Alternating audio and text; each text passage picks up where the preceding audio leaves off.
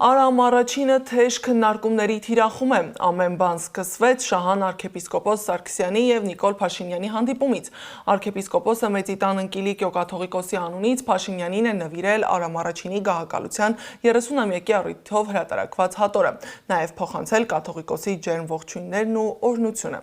Սա այն ամենն է, ինչը հայտնվեց քարոզչական դաշտում, ստվերելով հանդիպման իրական նպատակը։ Եկեղեցին նույնիսկ Պարսից շահերի մոտ շատ անգամ դեսպաններ է ուղարկել, որպեսզի հնարավորություն ստեղծի բանակցելու հայ ժողովրդի կարգավիճակի եւ իրավունքների համար, գրել է մեր ձևով շարժման համակարգող Նարեկ Կարապետյանն ու բացել փակագծերը։